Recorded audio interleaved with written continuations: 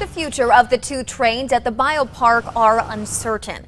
One could be displaced by construction and the other may just not be getting the job done. News 13's Francesca Washington explains.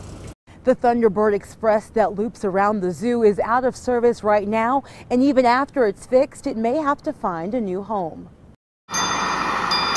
A piece of zoo history. I think a lot of people look forward to it when they come to visit because it'll get them around the area easily. Now stopped in its tracks. It has an axle issue. Unfortunately, we don't have machinists here for repairs. BioPark Society Executive Director Julie Miller-Rugg says the beloved zoo train should be up and running again in the next couple of weeks. But once construction starts on the Asia exhibit, it could disappear for a while until they come up with another loop within the zoo. There are areas that we have to look and say, okay, can we get a train through here? Should we have a train through here? And that's a big deal. That's something that not everyone thinks about.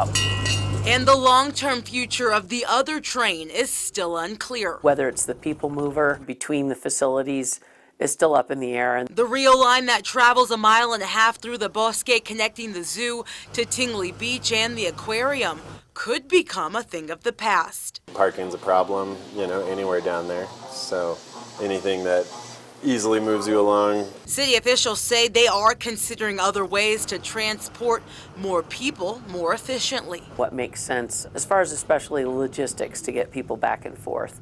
BioPark officials say nothing is set in stone just yet, and it would be at least a year before any major changes are made. But they say there will be a train somewhere in the biopark. They're just not sure where.